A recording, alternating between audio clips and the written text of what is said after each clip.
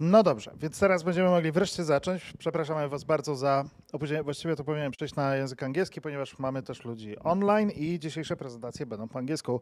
So, switching to English, welcome to Pykonik Tech Talks now 80. So it's a huge number for us. Welcome everyone. A big round of applause will be nice at this moment. Let's try it. Okay. We'll need this one for our partners and sponsors in a few minutes, so be ready. As I said a few minutes ago, but I'm repeating this one especially for our people on the stream. We want your feedback, so go to the site, go to pykonik.org/feedback and fill in the questionnaire that we have out there. We are gathering this information because basically we want to make this event better and better with every iteration and better aligned to what you're looking for. And to make it a little bit faster, this is the adjusted schedule for today. So in 2 minutes, we'll start with the presentation from Mateusz about the new version of NumPy, but there will be some things, what's new in the NumPy 2.x, so basically newer versions. Then we'll have another presentation from Bartosz, from Szymon. Then we'll have a break just before the 8 p.m. Then the last presentation and lightning talks. If you want to give a lightning talk, which is like 5-minute presentation about basically anything that's basically interested you in Python world or technology world in the last month, raise your hand. When I will ask during the breaks, I will try to remember who raised their hands. And probably we'll end somewhere around 9 p.m. Big round of applause, like we'll go with applauses now for our sponsor Deployed. Another sponsor, Trail of Bits. Thanks to them, you can grab something to drink at the bar, and we'll have pizza during the networking break. Big round of applause to ECHO Miasta, the place where we are today. Yes. To our sponsor, JetBrains, who are giving out their codes, yes. And more about this in a minute. Big round of applause to CLUG, our friends from CLUG, who are streaming for us. So also virtual clubs are welcome. If you are not on our Discord server, join discord.pykonik.org. This is the place to go. We have lots of people there. We have discussions about Python coding, in general coding, programming, but also some random stuff. We have lots of discussions there. And this is the place where you will always know what's going on and when the next meeting is happening, because we have more and more meetings coming up this year.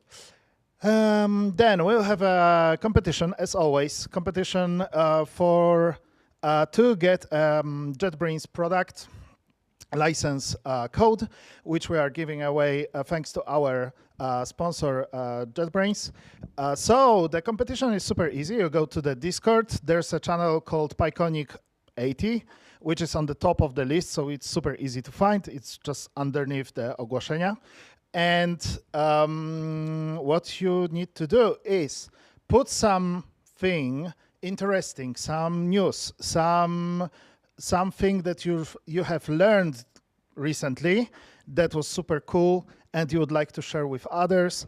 The person that gets most reactions, or rather reactions from the most people, will get the prize at the end of the meeting today. All right, without any delay, I mean no more delay, we start with Tech Talks 80. So now we'll go with the first presentation. Quick scan of the schedule for you, so you'll know. We'll have 3 presentations now in a row, then we'll have a break. So, Mateusz, welcome to the stage. Let's reconnect and we'll go with the first talk.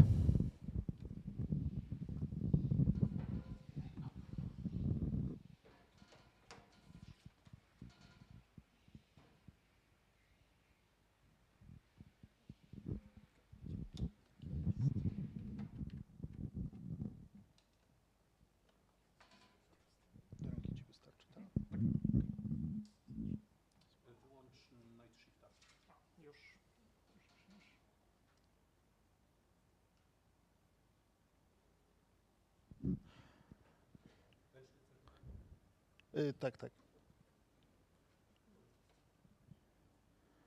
Okay, everyone. So big round of applause.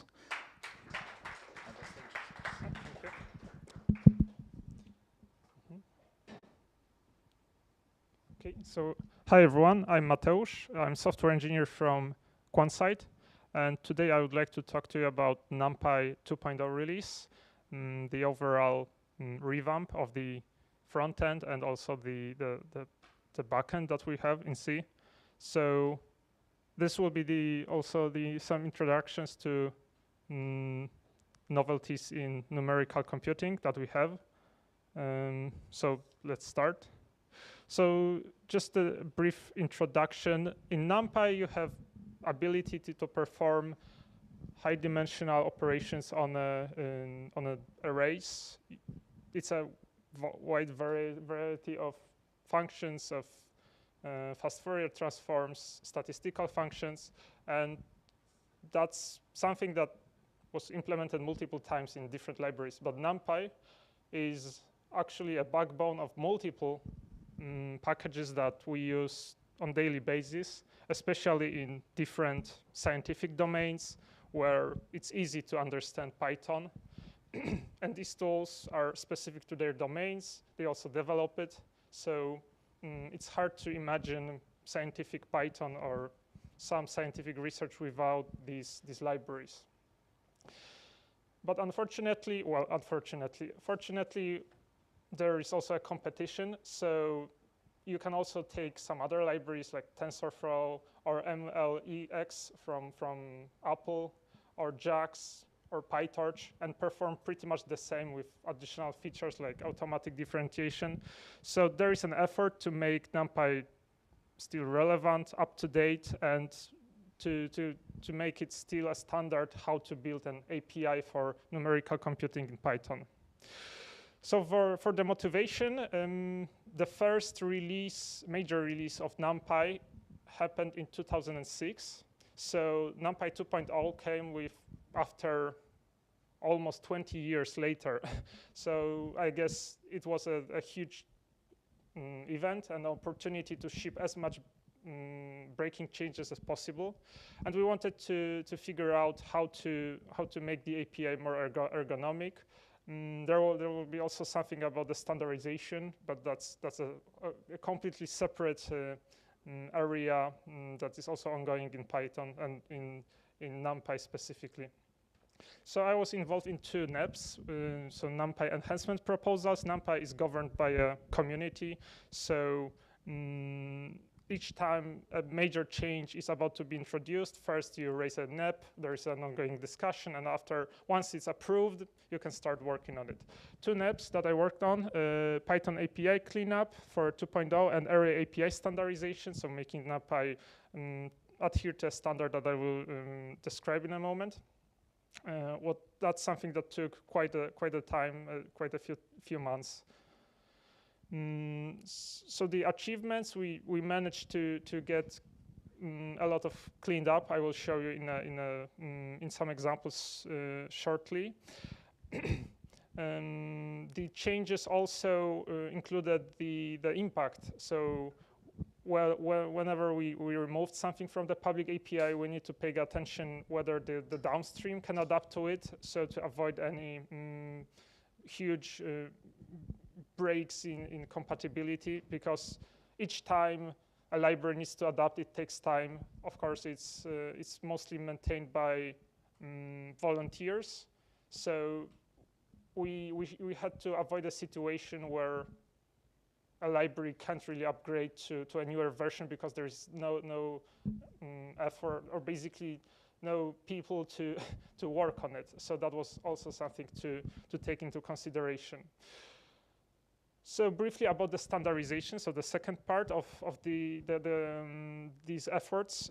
Array API, it's a standard developed by a separate consortium saying how to create an API for numerical Python to make one common API for array producers for consumers. So you can imagine that NumPy has a separate one, PyTorch or other libraries. Each one of them has its own API, how to write the implementation. With Array API, you write it once, so that's like a common ground for all of them. And then downstream libraries can just make sure that the code is Array API compatible and easily switch between different backends.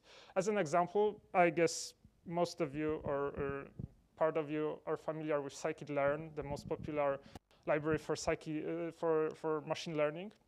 The Array API support is also present there. And to just give a small example, you can imagine that you want to fit a model, like a linear discriminant analysis. Scikit-learn was originally written for NumPy only. And making sure that everything within scikit-learn or these models is Array API compatible, this makes it possible to just pass your tensors to another array producer, for example, CuPy, so arrays on GPU, and then passing it to fit your model makes sure that the whole computations happen actually on GPU. So that's a huge benefit with the standardization, to be able to change backends or basically use different array libraries with such minimal change. So this offers a huge, for example, speed up if you move, for example, from NumPy CPU only to some other library. This whole impact had to be mitigated. We wrote also a migration guide how to actually move from NumPy 1.x line to 2.0. One of the fun part of it for me to work on was a RAF plugin, which I will show at the end. So I don't know how many of you are familiar with RAF linter. A few people. So right now it's advertised as the fastest out of all of them.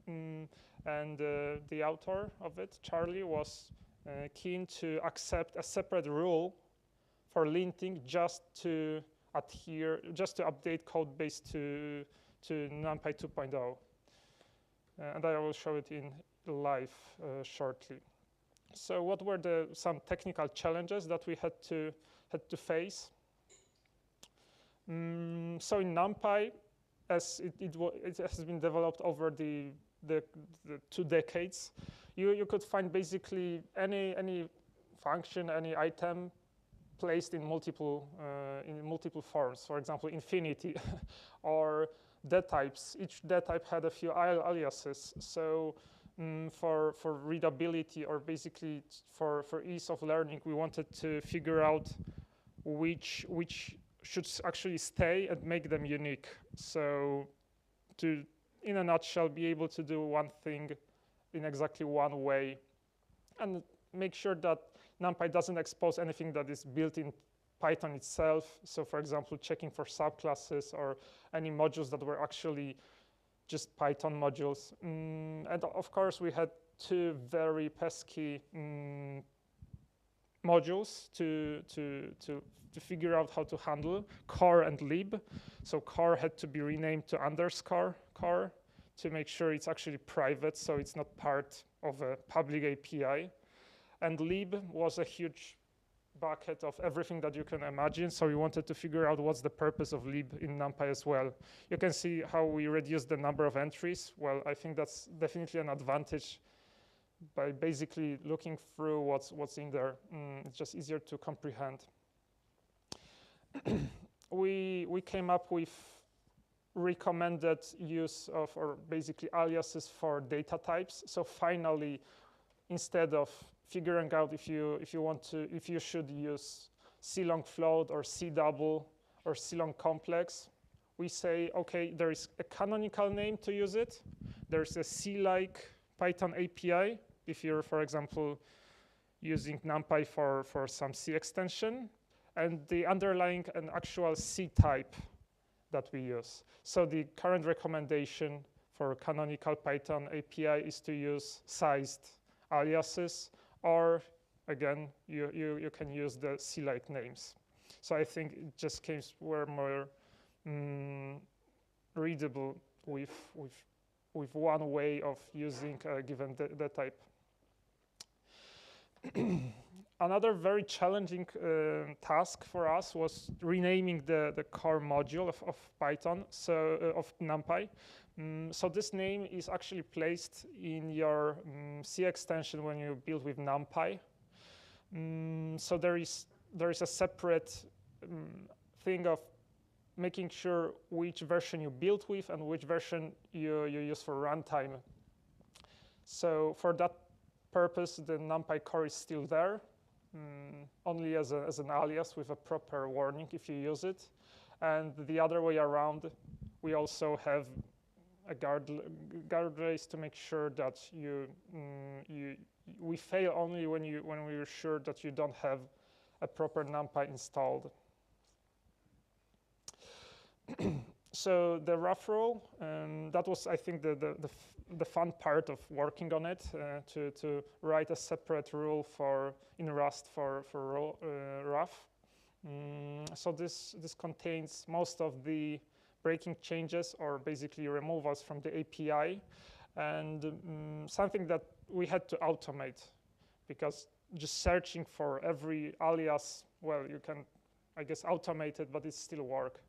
So with just rough rule, for example, I've got here a SciPy with the version before we even started working on it. And with our NPY 201 rule that can fix and also has a few unsafe fixes, we get over 240 errors fixed automatically out of the box. So that definitely speed up the migration for people, and especially that they can just add this one rule to their configuration on rough, and they almost certain that they can run with 2.0 at the level of Python API. And looking at the specific changes, you can see that, for example, we get rid of any D types that we used previously. So this part of automation, I think, was pretty useful.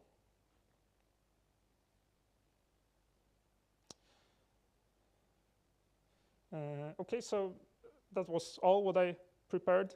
So basically, if you want to learn more, especially about Array API support, I strongly recommend taking a look at the Array API. So I can still maybe open it. Right, so the Array API is a specification of everything that your library that you're building should support to be able to be replaced with other library like NumPy or JAX. They're both basically fully compatible with Array API, and especially if you're building something downstream, so any models or anything that consumes NumPy arrays, making sure that you, as a library developer, your Array API support, you give the ability for users to have a choice what kind of array they use or what kind of platform they use underneath, both, for example, GPU or CPU libraries. So that was all. Thank you for listening. Thank you. Questions? Who's got some questions?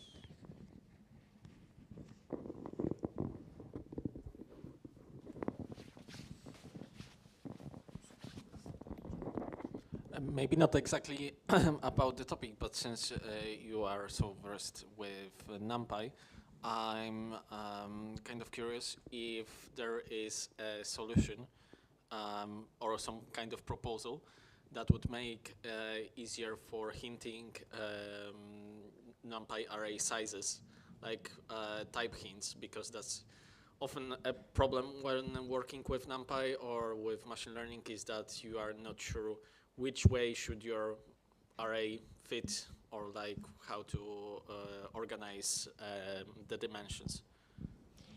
Right, so there is a separate also NEPS and effort on type hinting in NumPy.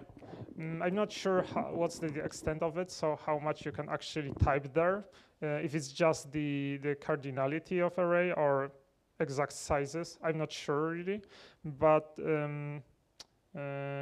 there is like a desire, what you're describing, to to have some type checking for sizes like before you actually run it. But in typing of NumPy itself, I don't really remember right now. Okay, any other questions? Okay, so big round of applause. And yes, and now just give us like 2-3 minutes to switch equipment, and Bartosz will give us talk in 2 minutes. You can go, meanwhile the information, you can go and grab something to drink at the bar. So you can do this now. This is like a few minutes. And the question is, who's got some lightning talk to show? 1, 2, 3. All right. Now, the information that may have been missed at the beginning is that we are running this in English, but if you have something to say in Polish, you don't feel comfortable with English, this is also fine. You can do lightning talk in Polish. Okay, 2 minutes.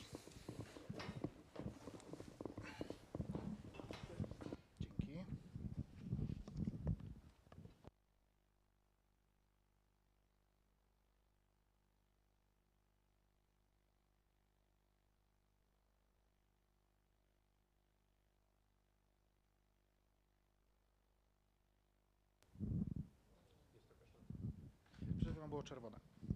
To na pewno.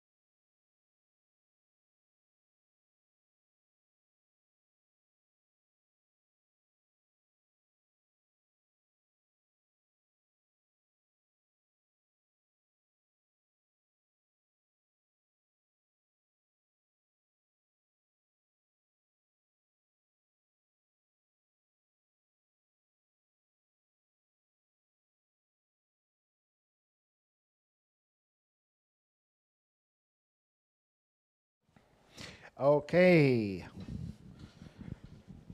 Have a seat, everyone. We're starting with the next presentation. All right. So please welcome to the stage Bartosz, who will tell us about the strategies that doesn't always work and maybe to make them better when fixes are not the best fixes that you could make. So yeah, big round of applause for Bartosz, and the stage is yours. All right. Hello, everybody. How are you doing today? So are we ready to compile our presentation? Because I actually don't do PowerPoint on that stuff. So what I'm going to do is I'm going to do this magical command. Now, everybody, look at my presentation. Oh, my God, I love it so much. This moment is just the best. And now I click on it, and then I pick Slides MD, and there you go, my presentation. All right, so let's start. Maybe make it a little bigger so you can see. Yeah, my presentation is called Programming Strategically, Free Random Lessons from Open Source. Okay, let's skip the beginning. Yeah, my name is Bartosz. I am a software engineer. I'm a technical trainer, probably trained more than 100 people by now. And yeah, you can find me on GitHub, blah, blah, blah. Yeah, that's me. All right. Oh, and one more thing. I'm in the Python triage team. So if you ever report a CPython bug or something like that, it is kind of likely that I could look at it and maybe give some labels and, maybe help you out. All right, are we ready?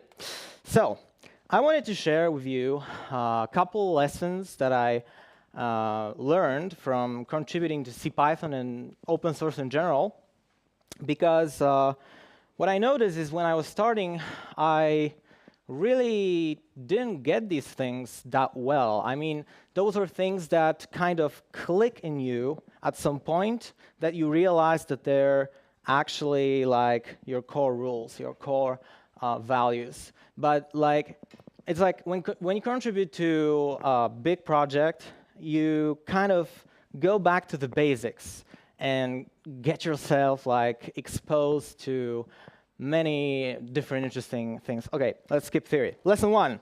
All right, one question for everybody. How many of you have used typing name tuple? Put your hands up. All right, so a bunch of you. And now, I wanted to show you how this one thing can teach us quite a bit. Yeah.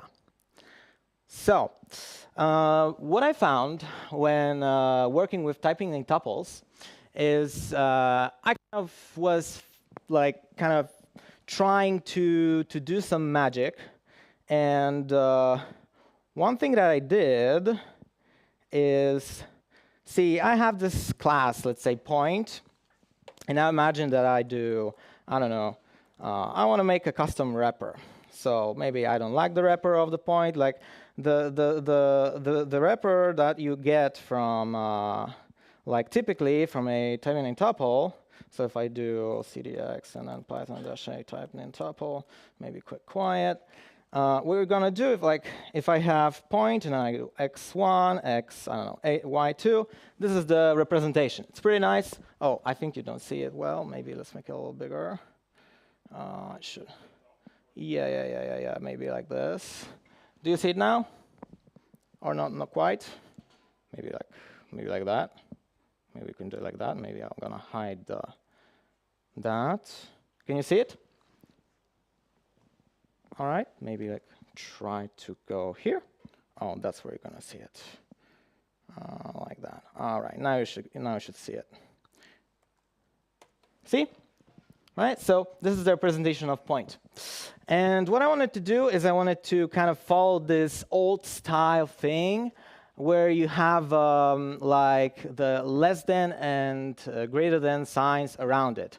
So kind of make it like this. I really like that for some reason.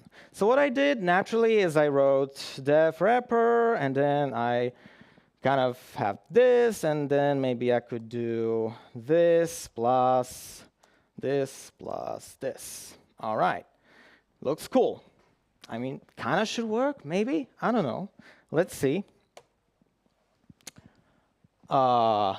Dunder class not set defining point as class main point was class self propagated to type dunder new. All right. I have no idea what happened there. I mean, I had no idea. But my favorite question to all my students is, you found a bug, what do you do? Everybody, what do you do? You find a bug, what do you do? I go home. You go home, okay. That's kind of practical approach. Yeah, my students always shout at me, Google, Google, let's Google the bug. Maybe someone else had it already, and maybe there's a solution.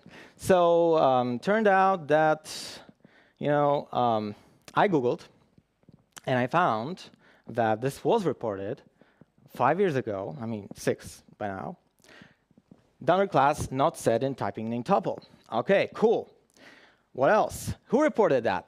ZZZIC. Anybody recognize this nickname? The author of SQL Alchemy, Michael Bayer. All right. And now, the description. The most surprising thing is that this seems extremely basic and Google is not finding this error message for me. Wow. Well, I had the same thing. All right. And what did I do? I understood the bug. So you understand the bug. What do you do next? The bug, actually, I could explain it, but that would take probably like a couple minutes more. So my question is, you understand the bug. What do you do? Anybody? What do you do? Nobody knows what to do? Oh, my God. No. Yeah? Anybody? You fix it. Oh, of course, you fix it. So I go and I fix it. Fixing time. Fixing time. Oh, my God, let's go. Lib typing pi. Change everything. Change, make, and then tuple. Figure out how it's working. Figure out that typing name tuple is not even a class. So when you subclass it, it uses dunder MRO entries and then puts things in your MRO, and it's like magic. Figure things out, figure how it works. OK, go further. Change the collections module and fix it. I know you don't kind of see it very well, but I couldn't fit it otherwise. And change tests. Add some sweet little pretty tests, and fix everything. OK, I fixed the world. Everybody's happy, right? Now, review time. What do you think? What happened? Actually, no. Actually, approved! First approved. Yael Zylstra, a fantastic core developer. I really love this guy. He's like reviewing my stuff, and it's like amazing what this guy can do. OK, there you go. One approved, nice. But notice, Raymond Ettinger self-assigned this. Raymond Ettinger, remember this. Remember this person. Now, some comments. I was kind of like thinking about stuff. I have ADHD, so I'm thinking about a lot of stuff. Then more comments, people reviewing. Cool, cool, cool. And approved. Another person approved, Alex Waygood, a fantastic typing contributor into CPython. Everything's cool. Now, oops, some tests are failing, but otherwise approved. So what do? I fix tests and get an error approved. Nice. So what's the status? 3 Shvalenos from Python org members. Shvaleno from Czech. Approval. So I got 3 approvals from Python org members, 2 core devs, 1 triage at the time. Now it's core dev 2. My mentor, by the way, Azure Intensity. Awesome guy. So what do you think? What happened? I got 3 approves. What happened? Did it get merged? Of course, if it got merged, I wouldn't ask, right? So what happened then? Raymond Ettinger came in and said, I don't think this is worth it. I instead prefer Alex's suggestion to document that supper doesn't work inside methods on typing name tuples created using the class syntax. Whoa. OK. Then I'm going to read it. And you know what? I had this emotional dilemma. Because on one hand, I was like so amazed that he said at some point that he said it is brilliant, but then he said, slightly icky magic trick that isn't easy to explain. And this is actually super true. What I had to do to fix this obscure bug actually had nothing to do what these functions were supposed to do. It had nothing to do what this functionality was meant to do. And if I think about it now, how the way that the typing name tuple works, it doesn't really make sense to use supper, because my first intention to use supper that I showed you before wasn't even working. Even if supper was working, it wouldn't work. What I wanted it to do, it wouldn't work. All right, so nice. So do you know what I did? You know, I could double down, say, but hey, I have 3 approves, right? Hello, hello. No, no, no. What I did is I just raised a clear error. So if you use super in typing in tuples of classes and you see a nice, pretty little error message that tells you what's going on, that's my PR. All right. Are you ready for the lesson 2? Oh, actually, sorry, I didn't tell you what the lesson 1 is. So maybe let's go back to that. Lesson 1, fixing a bug isn't always the best outcome. Something that's like maybe correct locally might not be correct globally. We cannot always fix things that are, we cannot always fix a bug. Sometimes it's better to just document something that doesn't work because it logically just doesn't make sense. All right, are we ready for lesson 2? Lesson 2. Let me tell you about a story about functional single dispatch. Yeah, pretty little picture. I mean, that's just kind of my association. Put your hands up if you've used functional single dispatch. Okay, that's a nice moment for me to drink some water. Okay, so how many people used functools then? Okay, everybody, nice, nice, nice. Okay, so the story about functional single dispatch is pretty interesting because what the function allows you to do, basically, is, okay, imagine this happens. So I have some code here, and then I have a function named type of x, type of.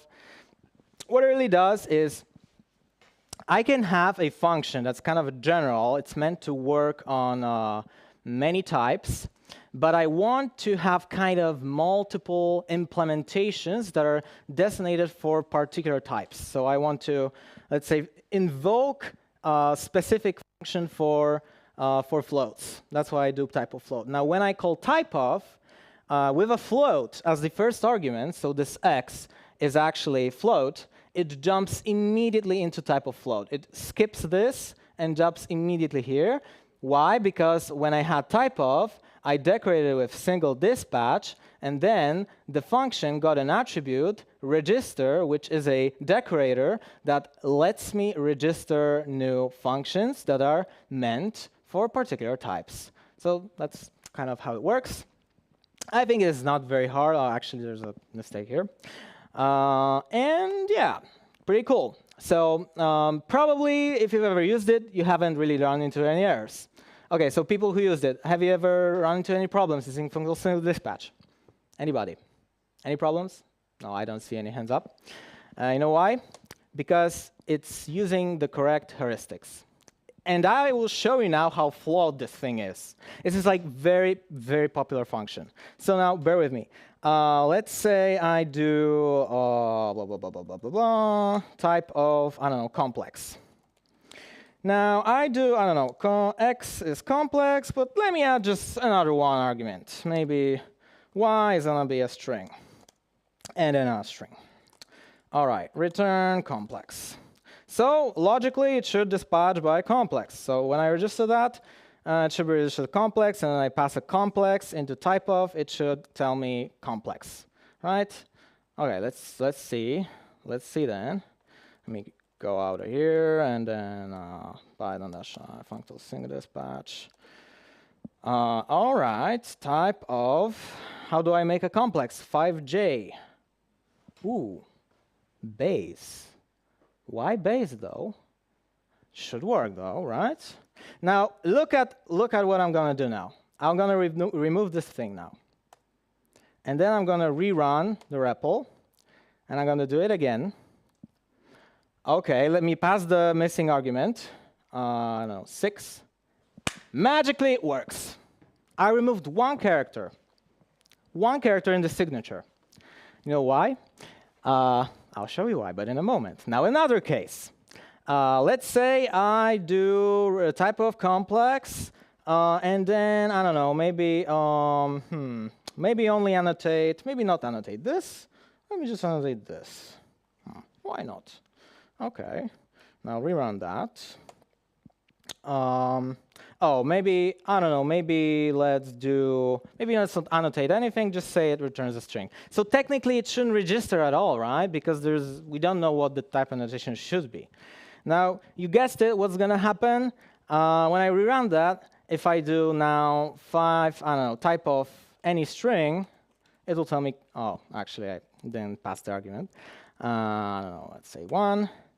It's incorrectly dispatched this on the string type to the type of complex thing because it used the first annotation that is available in this function. It just uses next get typings. If you go to the implementation of single dispatch and you go below and you go, I don't know, here, here, it just uses the next iter get type hints. That's all. Now, what's the lesson? What's the lesson? It's mostly good enough heuristic. Actually, there are free tickets about the various bugs. I mean, those were the example cases of bugs of single dispatch. But I have to say that most of the time, you don't run into them. And I have to appreciate the fact that this design wasn't really inherently bad. There are bugs, of course.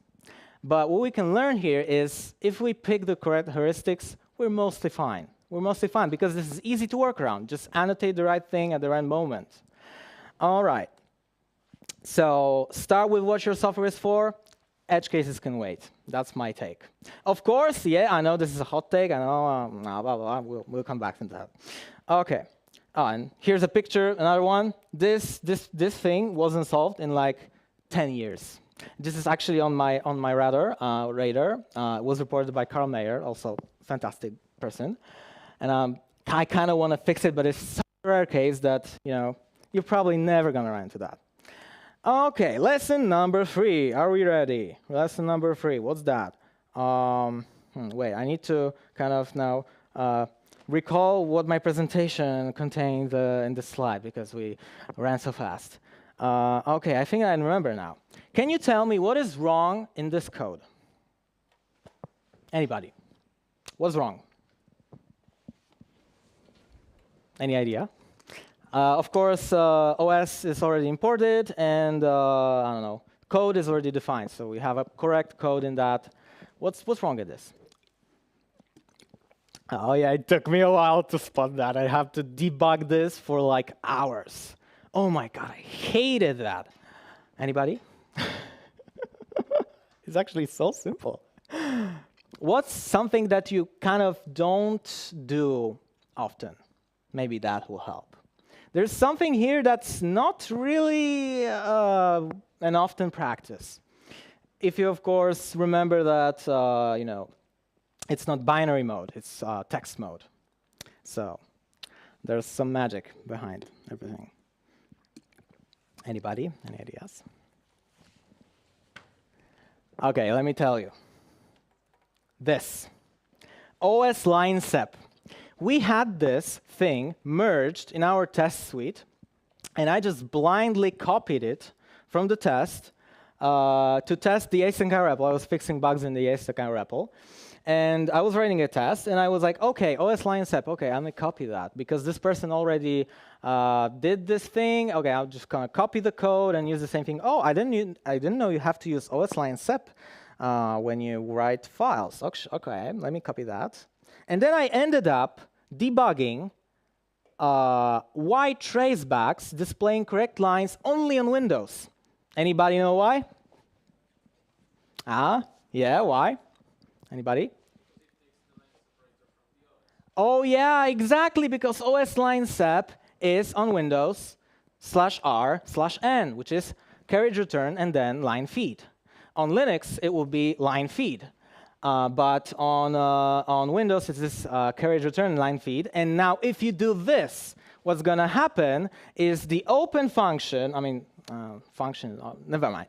The open function, let's say, what it does is it translates all the /n's into /r/n's on Windows. So what's going to happen here is we're going to write /r/r/n. So we're going to write carriage return, and then line feed.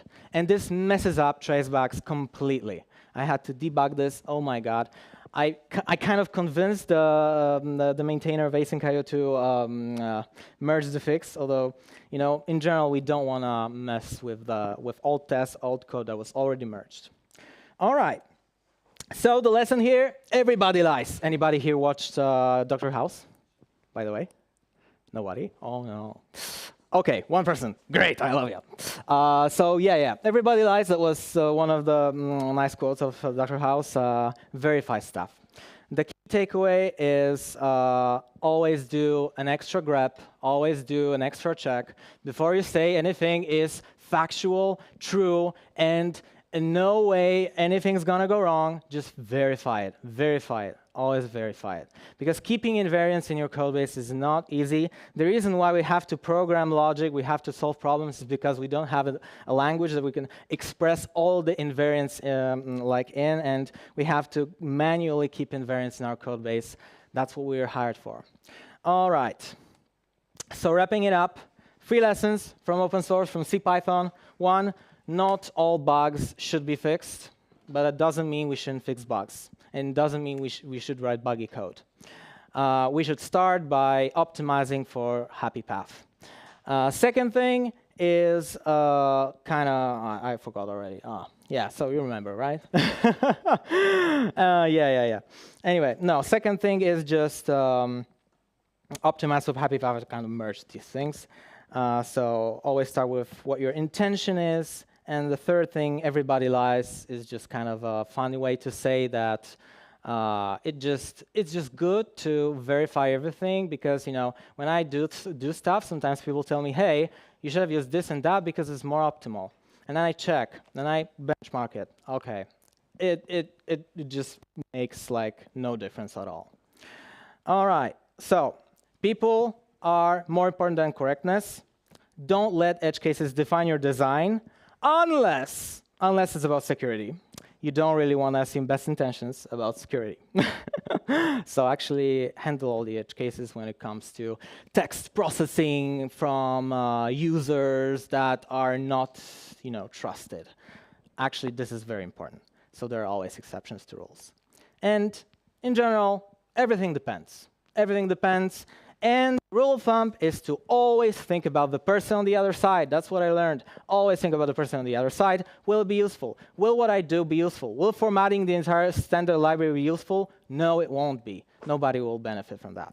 OK, so thank you very much. This slide is the 42nd. This is the 42nd slide of this presentation. Thank you for bearing with me. And if you have any questions, I don't know if we're not out of time. Do we have time for questions? We have time for questions. OK, nice. And you can check out my slides here. This is a QR code. I actually tested this, so don't worry. No viruses, no malware, no ads. Or maybe there are some, but no, just kidding. And yeah, also give me a follow on GitHub. I really love followers on GitHub. I really love being followed on GitHub. Yeah, and you can check out my website if you want to, I don't know, hang out or something. Yeah. OK. Applause. Thanks. OK, this is the time for questions. I see one there. Thanks for the talk. Regarding I think it was the second part of your presentation. Yeah. You said that explaining the way why the super thing. I don't really remember that. That's yeah. What super? Yeah. Yeah. Explaining it would take a few more minutes. So my question is, may we expect a lightning talk in 1 hour about that? Oh yeah, sure. Yeah. I mean, yeah, sure. And you will have those minutes. Yeah, I could explain, but I have something even more interesting.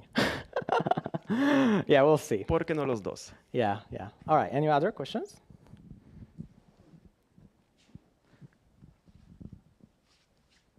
No questions about what are the memes in the off-topic channel of Python core team? Okay, just kidding. Don't ask me that. Although the memes are great. And they're about Rust, but Python too, but Rust too. I really like Rust. OK, so if that's everything, then I guess we call it a talk. All right, big round of applause again. Thank you. Thank you. Now we'll have 4 minutes of a break, and Szymon, who's somewhere in the at the back, at the end of the room. He will come here to set up. So 4 minutes, and we'll start with the next talk from Szymon. Yep.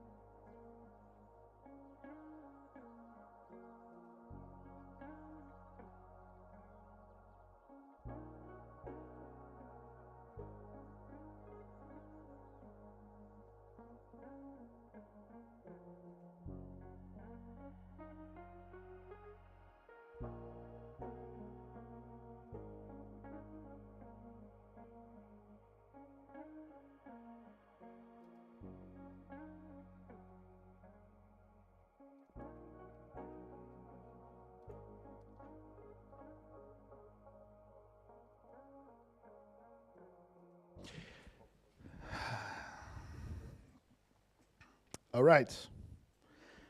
Come on, have a seat. Good. Let's go with the next presentation from Szymon.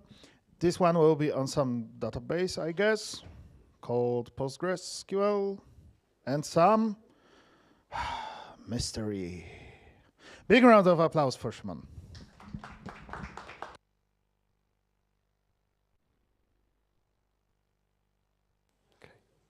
Okay. Can you start the timer? Thank you. So today I want to tell you a story that started on Monday, and everything was fine on that Monday, but then there was deployment, and then the dead body was reported, and this dead body was an elephant called Postgres. And we will gather some evidences and we'll try to catch the one who did it. So exhibit A, the timeline. Everything works at the beginning of the day. Then there was some database migration, the simple one. Everything still works, but kind of slower, and like much slower. Exhibit B, the query, which looks simple, but it's extracted version of what we had in production. It was much more complex, but the essence is here. So we had users table, to which we join events. We have a couple of events per user, and we filter by some score integer value on the users table and category of an event. So 2 tables, simple join. The event that caused all of this was deployment. And deployment was relatively simple, I would say. It was just migrating categories on events. Some in-progress category was migrated to either fail, success, or skipped. So nothing should break. There was no change in indexes, no change in tables, like migration like every day. So we have first suspects by Captain Obvious.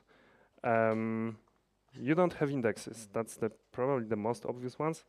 That we have outdated statistics or our query is not optimal. And let's play the game. Who thinks it's the first one, that there was lack of indexes? Okay, outdated statistics. Raise your hand if you think it's second. Okay, third one, query was not optimal. Kind of. Nobody. So nobody was close. It was neither of them. They all checked out, and I wish I could end the talk here, but it was a long Monday. And there was something else. We discovered that indexes on events table were no longer used. They were here, but they were not used. And the events table was sequentially scanned during the query. And it had like 5 million of rows, or maybe even more. But for this presentation, it's 5 millions. So let's examine the schema. As I mentioned, there was events and users, couple of columns. We have 1 million of users with some score column. Do you see my mouse? No, but now you can see it. And it was connected to the events table by the user ID column. And of course, on the events, we had a category, which was just an integer. Exhibit D, PostgreSQL's notebook with some statistics. Postgres stores some data in the pgstats view about tables and columns that it has. And distinct means how many distinct values we have, in this case, in the score column. Most common values, that's the important one, stores information of most common values that occur in the specific column, along with their corresponding frequencies. Then frequency just means that how often this value occurs in the column. So how Postgres estimates number of rows before it executes the actual query. For most common values, So if we filter by a value that is in this most common values array, it just multiplies total rows in the table by lookup of this most common frequencies value. So this thing. And that's how it pretty much guesses how many rows of a specific filter meet the filter. And for values that are not in the most common arrays, it assumes uniform distribution along all other values that are in this column. So even if the values are not uniformly distributed, Postgres makes this assumption to better plan the query. But this assumption is not always true. And this leads to estimation errors, to wrong plan, slow query. And on the second page of the victim's notebook, there was this beautiful handmade drawing. This represents the distribution of values in the user scores column. So you can see that most values are below 200, actually below 195. And this means that if we filter by value of score that is lower than 200, we get pretty good estimation of rows. However, if we filter by value that is not in the most common values array, we get a guess. Guess that is sometimes underestimation, and the underestimation in this case happens between red and a green line. But if we filter by a bigger value, even if it doesn't exist in the table, Postgres still assumes that it probably is there because the rest of values is uniformly distributed. Coming back to the original case and the case of two queries. So before the migration, we had this query, which we saw at the beginning, and we filter by score and by the events category. And Postgres plans to use nested loop, which means that first it scans the events table by a category because we have a index on the category column. It finds all the categories that match this filter, and then for each of them it scans the user's index and fetches matching user, and then it additionally apply the filter by score. And it can do that because, as you can see here, it estimates that there is only 300 of rows matching the filter of events table. In fact, there is a couple more, but the estimation is pretty close. And after the migration, we had much more events matching the filter. So instead of doing migration, I just changed the value of the filter but in reality, the query was the same. And what happened there? It swapped from nested loop to hash join, which is sometimes more efficient, sometimes not. But the real problem was that there was a sequential scan on the events table for some reason. And you can see that most of the table was matching. In fact, from 5 million of rows, only 500 didn't match. And then for every event matched by this sequential scan with filter, it was doing a lookup in a hash table that was built on demand on the users table, and it was queried by score. So this part of the query. And in reality, it was much slower because it took more than a second. It was just a reproduction on my local host, so in reality, it was much slower.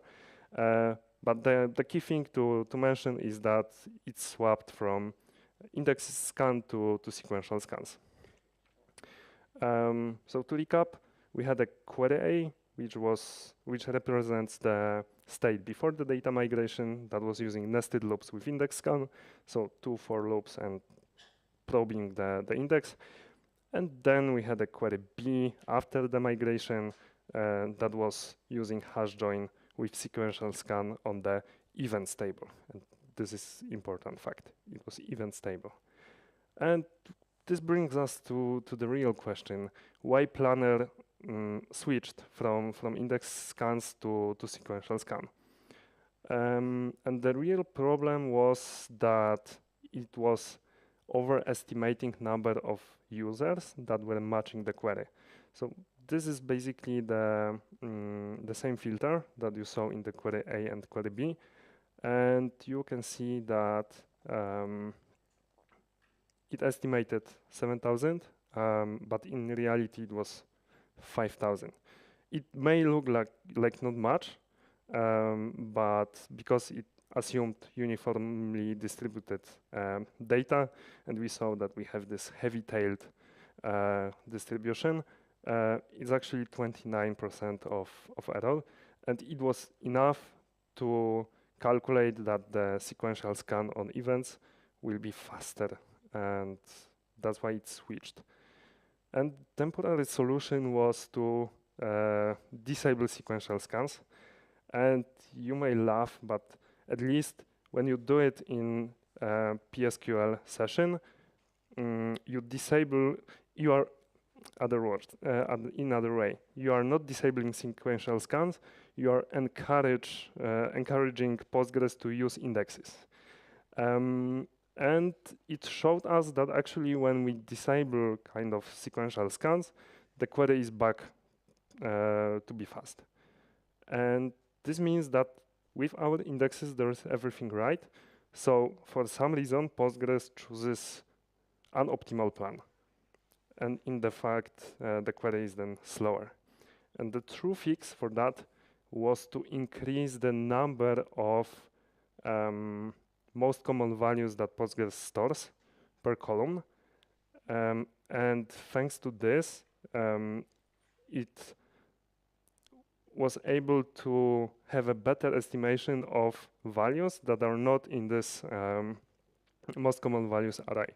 So if you remember the plot, we moved this red line to the right. So on the right, the chart was more flat.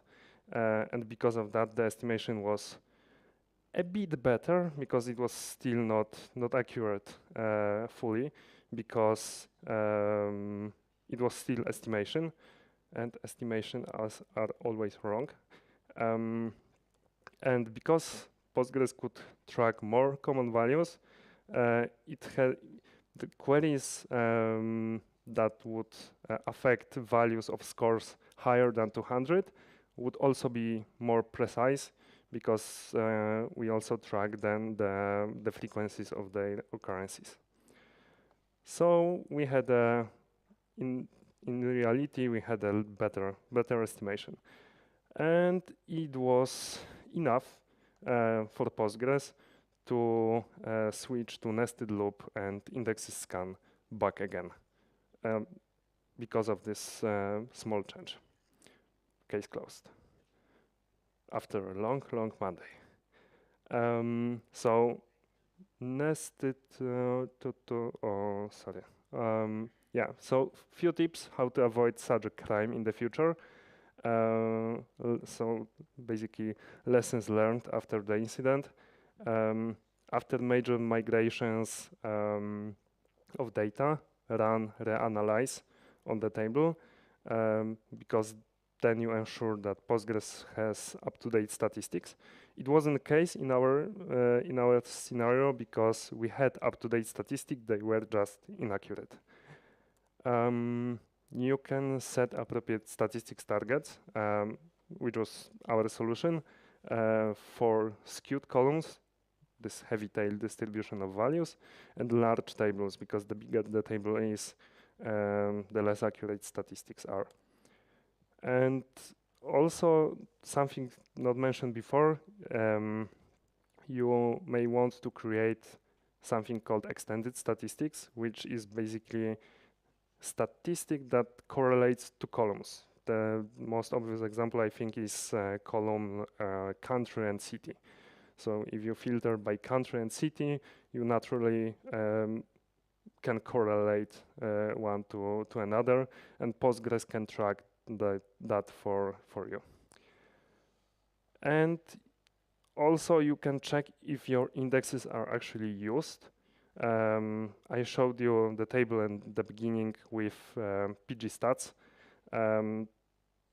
There's another one, pgstat all tables, that counts every time there is a sequential scan on a table and index scan on index. So that's how you can track whether your queries use indexes that are supposed to be used.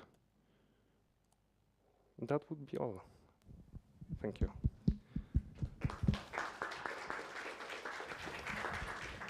Okay, it's time for questions. I see one.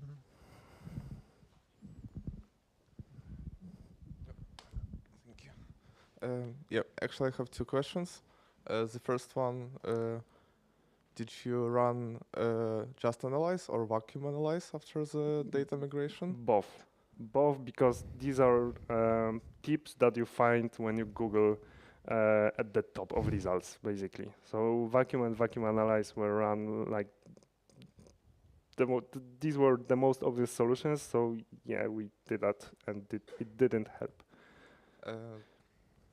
Okay, and the second one, did you notice maybe any slowdown for example, insert queries or data modification queries on the table after extending statistics? No, we didn't, but everything was so slow. Actually, no. Our read replica was overloaded, but write replica was fine. So it just affected the read queries. Okay. And the last question, do you run auto vacuum on the table? And is it like really high insert table? We don't. Okay, thanks. Don't have any more answers for you. We just don't. Any more questions? I see none. Candy. Oh, now I see.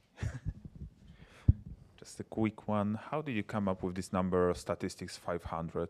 Why 500? Educated guess. Actually, it was 1,000.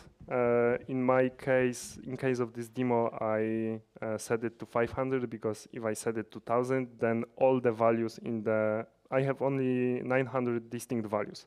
So if I set statistics to 1,000, then every value that is in the column is tracked as most common.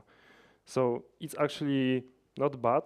The thing that like increasing statistics increases the load on Postgres when you analyze the table because it makes better estimations. So it probes the rows more dense. But yeah, I would say that increase it, like maybe let's have a look at your data distribution in a table. If I could go back to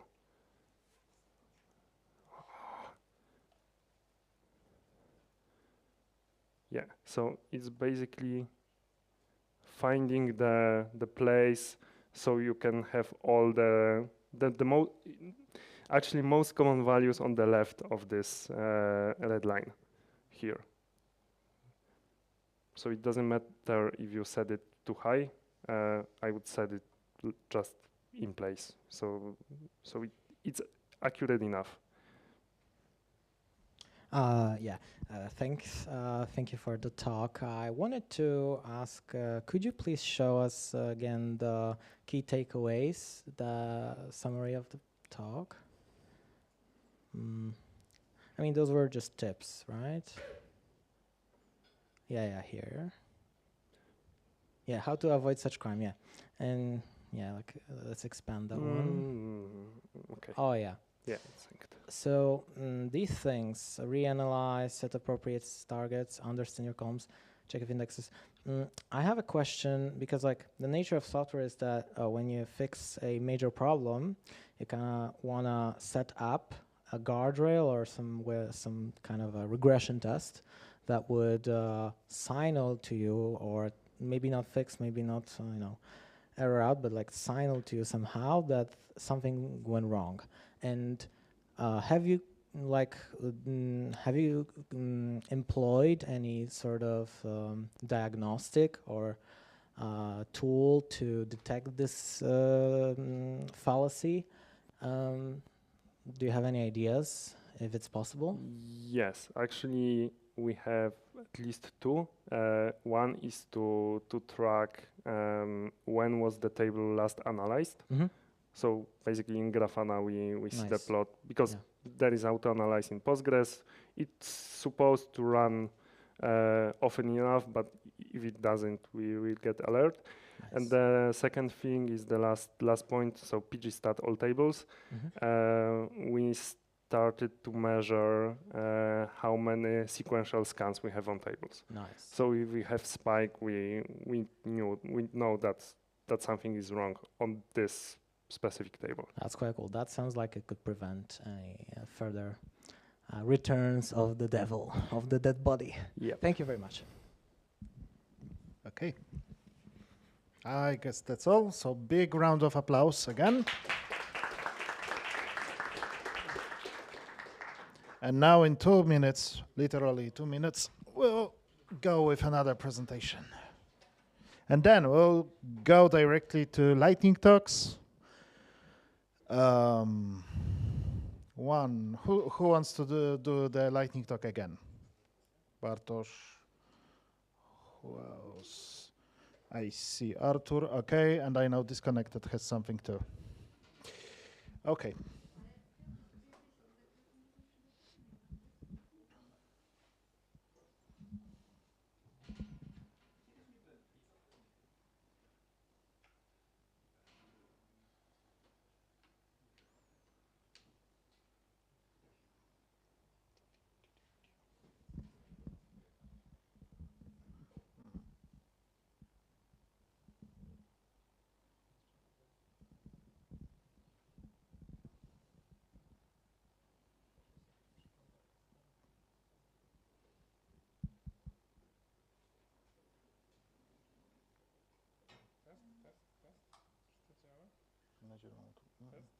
Test. Hello. Yep, we're up. Okay, so Disconnected with his. It got disconnected. Let's hope it will work. Okay, we have it. Does it work? Yeah.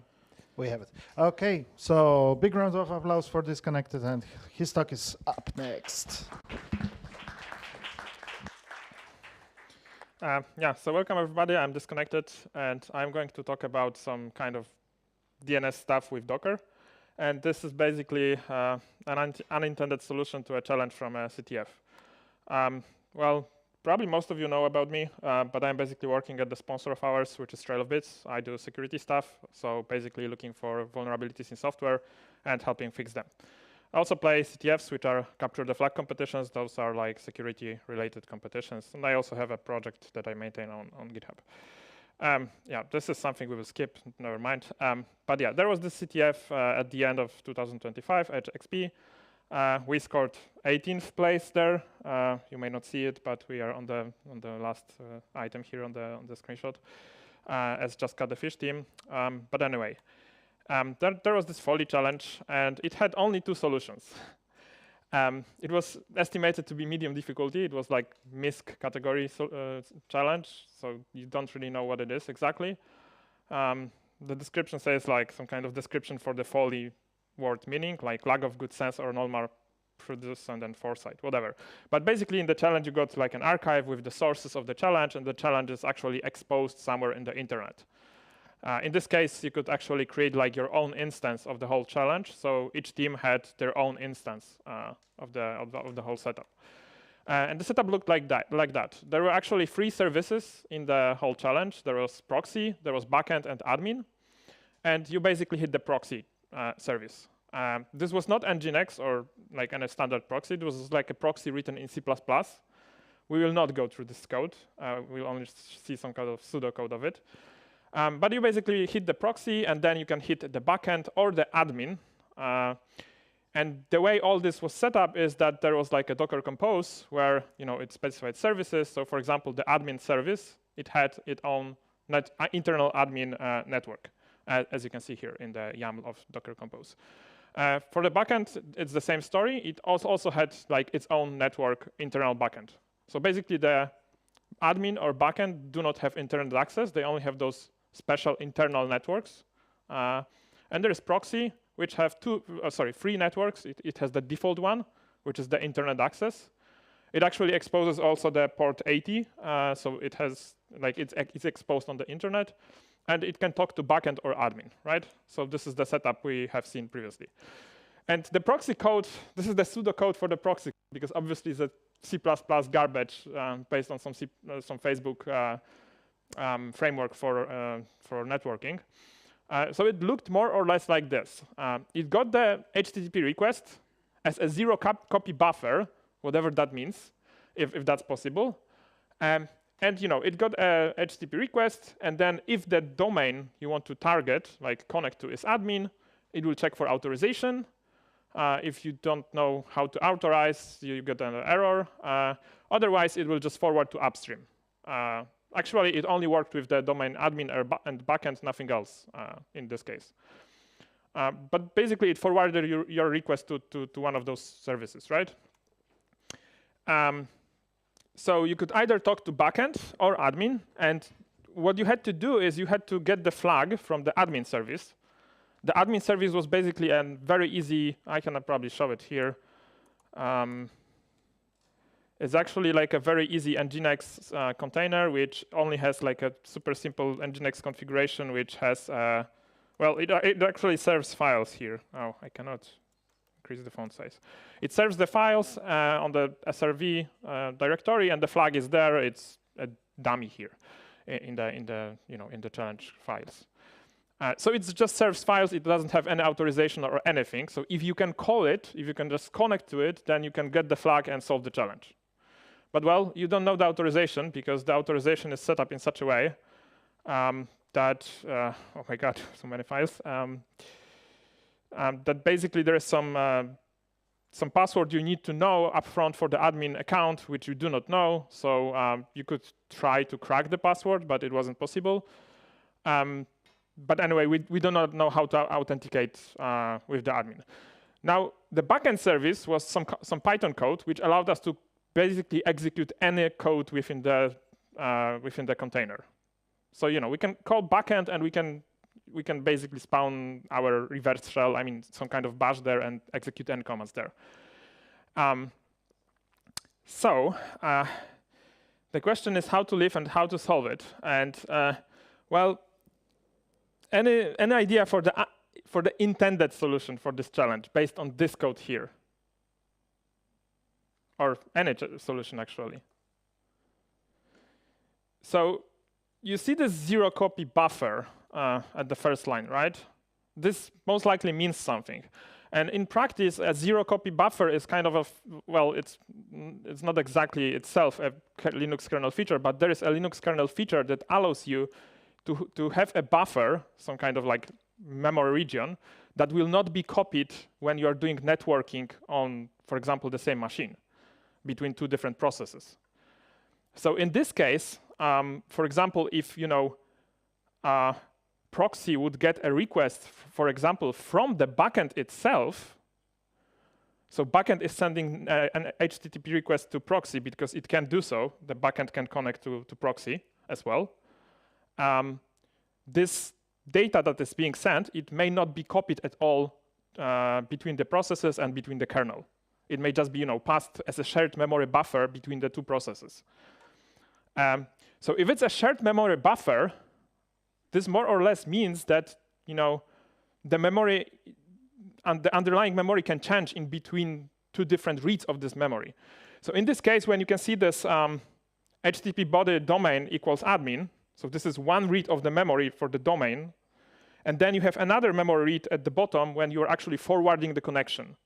So in this case, you could have the HTTP body domain set to backend, but then the backend process who sent this data could change this memory in another thread so that this domain would actually be admin at this point. So, you know, we are skipping this check because we are backend here, but then when we are reading this again, we are admin. That was the intended solution to the challenge. I think it was also related to some bug with the zero copy buffer stuff, but whatever. Nobody solved it that way, actually. Nobody came up with the solution because, well, while this may, after I told you this, and after you know about zero copy buffers and stuff, it may seem obvious from this code, right? We are reading the memory twice. Well, it was not so obvious, and also, it was just not so obvious. Anyway, so we have some, so basically, if you look over like how Docker sets up networks when you do those internal networks and stuff, first of all, each container gets a local loopback interface. So each container actually can talk to itself via localhost. So, you know, 127.0.0.1. This is the LO interface. Usually you have it everywhere. I guess you can remove it maybe, but then you would not be able to call yourself. And you know, the proxy has the default network, so it has the network for the public internet, and it has two other interfaces for the internal networks. Now, when proxy is actually calling something like admin or backend domain, when you are sending such a request through proxy, it will actually trigger a DNS request, and we can do something like this. We can launch TCP dump in the proxy container to look at UDP packets, because DNS goes through UDP. This will now, you know, track all the and dump all the network in this. And now, if we go to the Folly container in here and do dig backend, so we want to see what's the IP of the backend, we can see that there is actually like a DNS request being sent and a DNS response that we received from the DNS resolver, which is on this IP address.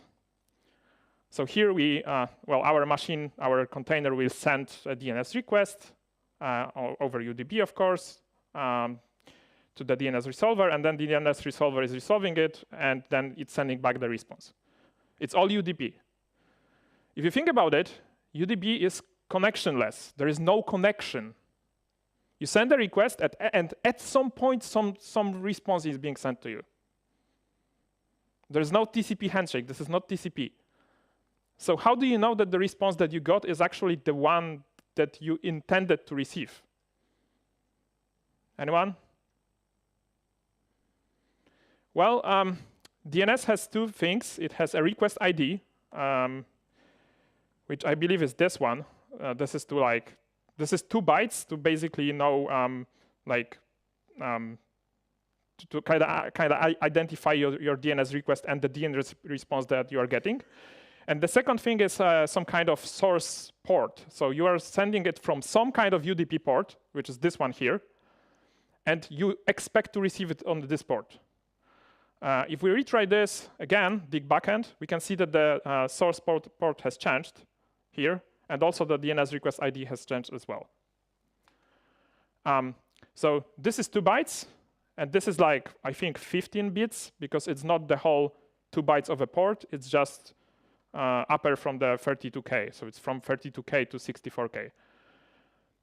So in theory, if you can know those 2 values, so the request ID and the source port, maybe you can send the DNS response to this container. To the service that is asking for the DNS record. But the problem is, how does proxy do a DNS request?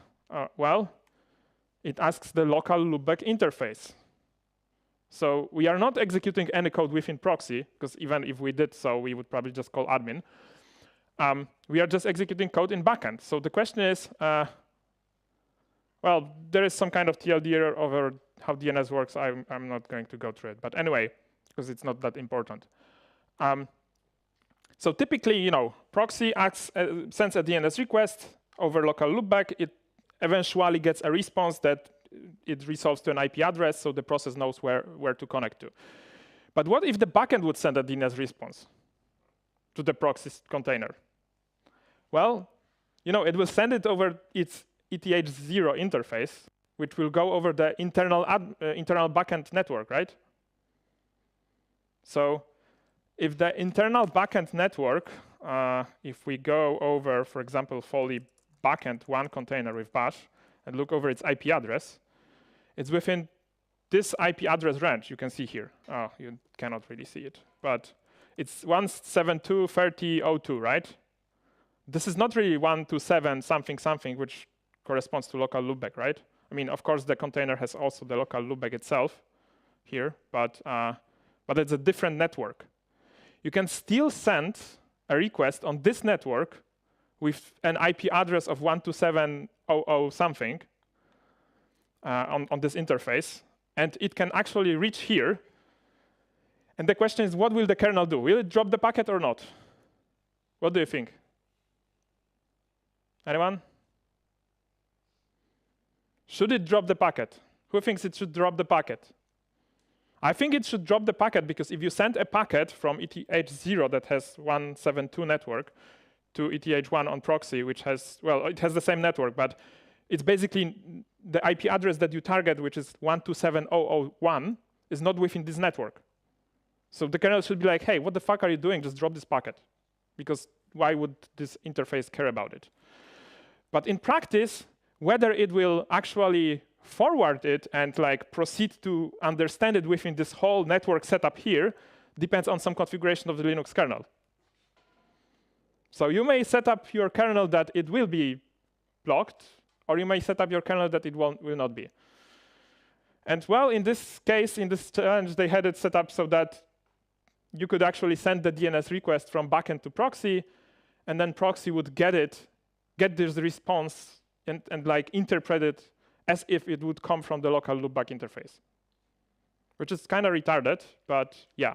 Now the problem is you need those two values, so the source port and the request ID, and this is something that's not really solved, so you cannot predict it. So you would have to brute force 31 bits, which is not trivial. But I can also show you something. So here we have the, I will maybe remove this last flag. So we have the proxy service, TCP dump, we can look the UDP on it. Here on the console on the bottom, I will have the backend.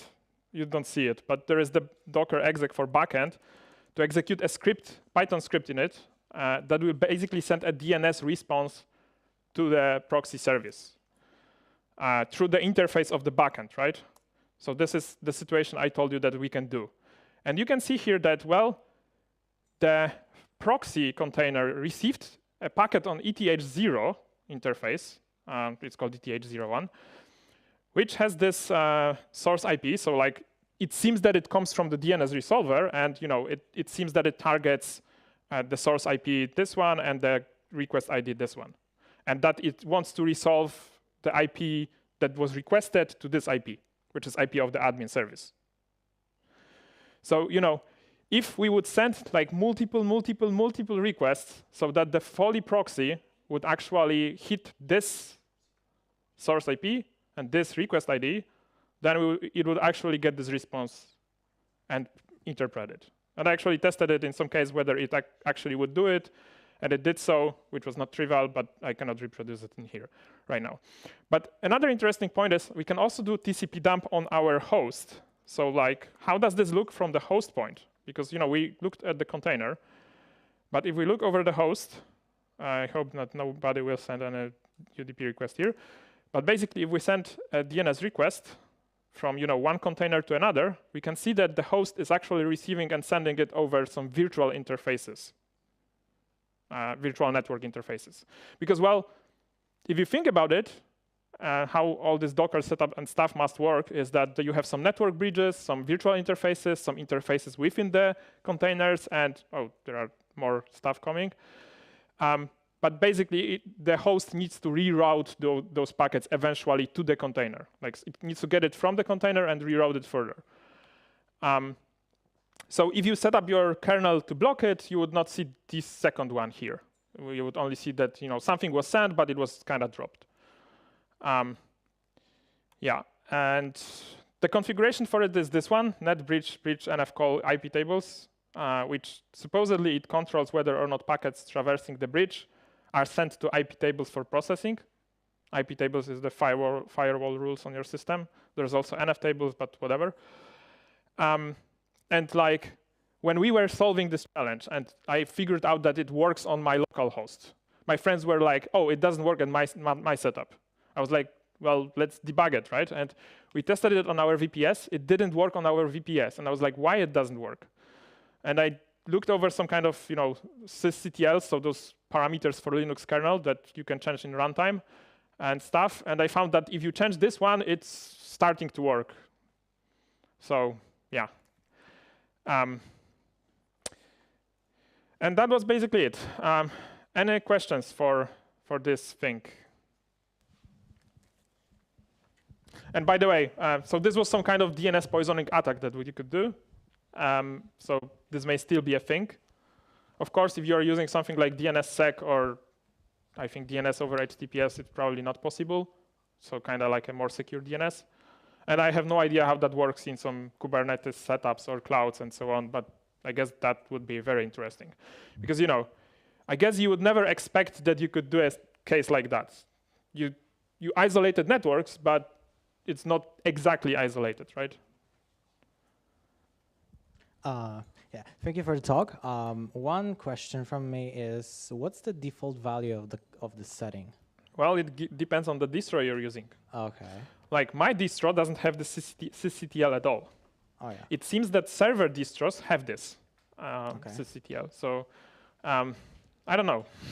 And when would it be useful to have it on, to have it switched on? You have no idea. I am not a firewall person, so I don't know. Oh yeah. Okay. Yeah. Thank you very much. But that's a good question. Any more questions?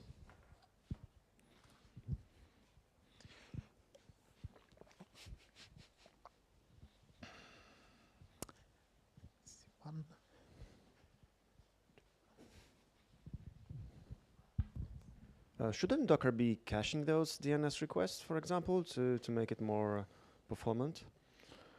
Well, maybe, but it doesn't seem to do so. Well, so wait, let me maybe state it differently.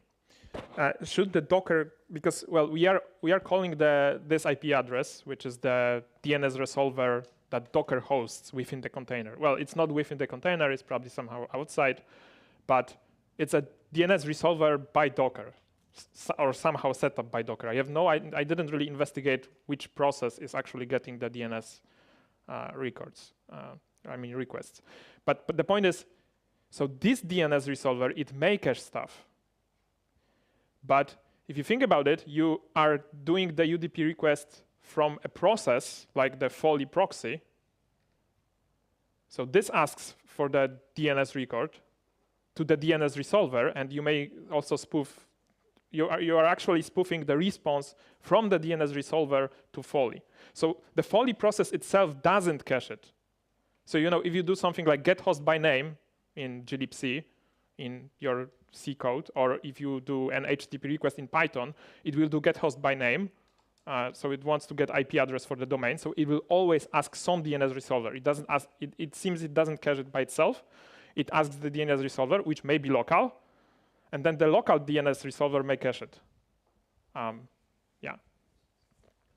So also, how did you manage to poison the DNS response? Did you? I didn't solve the challenge. Okay. Because we are debugging it so long that the CTF just finished. But I'm pretty sure it would work if we, had more time. Also, what was helpful, most likely, is that the setup for the challenge, I didn't show it earlier, in the Docker Compose, it has this weird stuff here at the end. It sets up the internal admin network and the backend as well. This is like doing some copy. So that there is MTU set to 64 kilobytes. So like the MTU setting is basically some kind of setting which says that if you send a network packet, it's the maximum size for the network packet. If you would send a packet that has 100 kilobytes, it will be split into 2 packets. So you can have one packet which will be 64 kilobytes, which is large packet. Usually packets are smaller. The MTU is like much smaller usually. So it seems like you can send one packet which will contain multiple DNS responses and stuff. And also HTTP requests to trigger the DNS queries all the time. So you could pretty much automate it so that at some point it would solve automatically. Okay. I guess that's it. So big round of applause. And if you want, you can stay for the lightning talk. Should I? Yeah. You can. This will be faster. Then we'll have Bartosz. Then we'll have Artur. Oh, surprised to see me. Anyone else? Wodek. Okay. And maybe someone else too. We'll see how it goes with time. So let's start with Dominik, and then we'll move on. Yeah, I don't know how much time I have, but I have a few things I can say about. But anyway, Time magazine? This is like an intern magazine from America, and that is out there for a very, very long time. And if you try to go into this website that you have QR code here, you may find an article made by them about me, which may or may not work, because apparently sometimes it doesn't work today. Yeah, go ahead if anyone wants to try. Did it work? 502? 502, yeah. 1 hour. I thought they did something, but yeah, it broke. Anyway, this is how it should look like. You should be on Timecom, and actually, I can show you it here. Yeah, the cookie stuff. I'm on Timecom, which you can see here, right, in the web browser, and it has an article about me, blah, blah, blah. But in practice, it is not really, indexed anywhere on the Google, and if you try to enter this URL by link, it won't work. But it would work through my link. So how does this work? Yeah, this was the link. Well, my link is, and this is probably what you have seen, like 502, right? You didn't see the actual article, I guess. So how did it work? My URL, that's this timemag, would redirect you to this website, this URL on Timecom, which has obviously this base64 payload here, which if you decode it, you can see that I have no idea why it's like that. I mean, so if you think about, well, okay, let's see what we have here. We have some weird tag, kai erpano, blah, blah, blah, some script, some layer name, JS loader, type container, onloaded, and then string JS something, right? This is my payload here. And then some more JavaScript code in there. If you look over the payload, it will basically create an iframe, making an iframe with my content from my website. So this is how it looked like, right? I mean, this is why it rendered my website, because this whole website you can see here was rendered on my website. So it's an iframe in here. So the problem they have is apparently this pano argument that is here is taking the data text XML and rendering it somewhere so that if you put exactly this code, you then get some cross-site scripting vulnerability. It's a reflected XSS, basically, so that you can execute any JavaScript on their website if you concatenate with the stuff with this URL and then code it properly. And then you can have your article about yourself. So how do you think, what was this used for? And how do I know about it? Well, I know about it because apparently if you do a Google search over this, well, of course, I didn't do a Google search first, but if you do a Google search over this, you can find a lot of crypto pump and dump scams on using this vulnerability. So for example, there is some article about Galkse, which is some bullshit project, which is probably a scam that they want to gather investors or people investing in them. And if you go further, you can find like a Web3 development guide hosted on time.com. And if you look over, there's like some Sherlock guide, which is probably another crypto stuff. Maybe one of them will work. I don't know. 502, 502. We are hitting, wrong time. But when I saw it 502 coming here because it worked in the morning, I thought like, oh my God, they fixed it. But apparently, no, they didn't, because I still was able to render it at some point. So I guess either they are fixing it now, or maybe a lot of people are hitting this now. Yeah, another lightning talk I have is about CloudMD. Who writes a file like this? Raise your hand. Okay, this is for cloud code, which is an AI. And if you do cloud, you may have CloudMD. CloudMD will be processed by cloud now and put into the context. So it now gives you a lot of information for your cloud bot, LLM, about your project and stuff. But interestingly, you should think about it, how much stuff you have in the context. If you do something like /context, which I probably should increase the font size. If you do /context, it will tell you what fills in your context. So for example, if you are using the Opus 4.5 model, you have only 200,000 tokens. And the system prompt takes some tokens, the tools takes, MCP tools can take, and now you can see that I have some 10-rec MCP tool, which I do not want to use here, but apparently it takes 30% of my context, which is really, really bad, actually. And then you may have some memory files, which is actually, for example, the CloudMD, like here. And actually, the CloudMD can reference to other files, and they will also be put into memory files and stuff. So it's good to analyze this from time to time and maybe disable MCP tools. So like I should probably do MCP and go over 10rec and then disable. Now, if I do context again, it should be much better. There is no MCP here. Yeah, so you should think about your context and not feel it. And that's basically what I wanted to show you. Thank you. Thank you. Bartosz? And by the way, this is why Anthropic has introduced skills. Yeah. Because they saw that MCP tools are flooding your context. Yeah, let's go.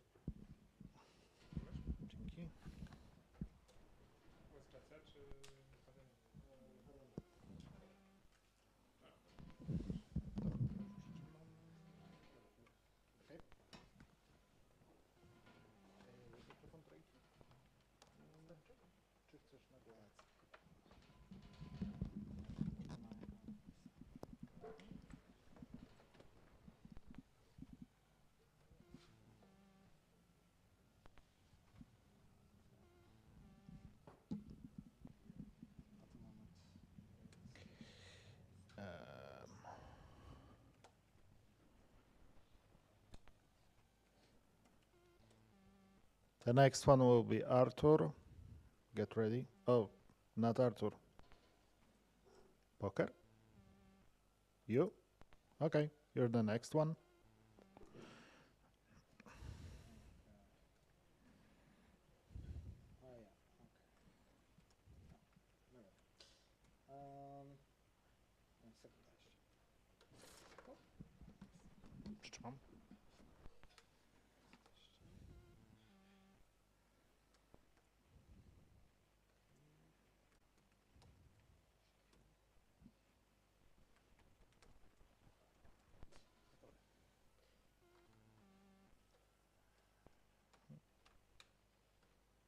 All right. Microphone.